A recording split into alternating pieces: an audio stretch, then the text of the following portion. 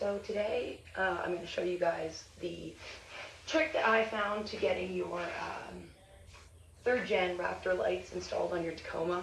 If you're anything like me, you installed these and had flickering issues, or it would run when the truck was off, and I'm just going to show you guys how to fix that. My lights are already installed, as you can see, so if you need to watch the full installation video, find another video. I'm going to show you just what it looks like after that's done and what I recommend.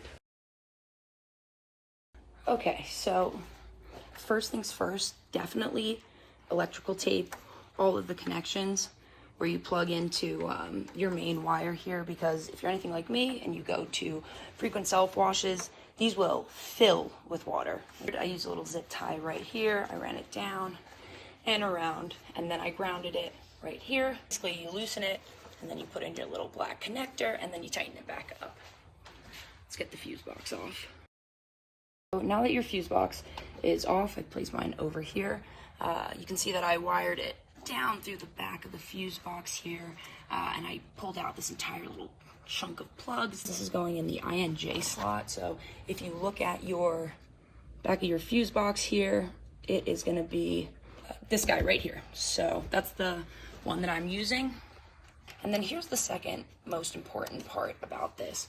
When you buy this, it'll come with a 10 or 15 amp for the second plug-in, and that might be giving you trouble. I went to AutoZone, whatever auto store you want to go to, picked myself up a mixed packet of the low profile, because if you don't get low profile, they'll stick out and be freaky. This is the stock amp that came in the truck, so that was originally right here next to this 10 amp. So this is what your final setup should look like. The 7.5 amp that you bought from the store, the original 10 amp that was in that socket right there, and then you're just going to want to plug this in. Alright, there. That's done.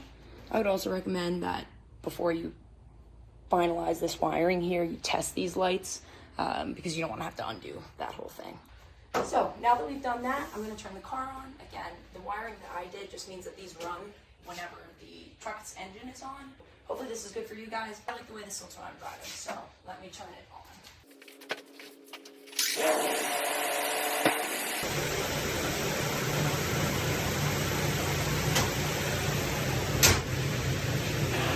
If you guys prefer, you can just do 3 lights. I like the look of the 4, but there you go.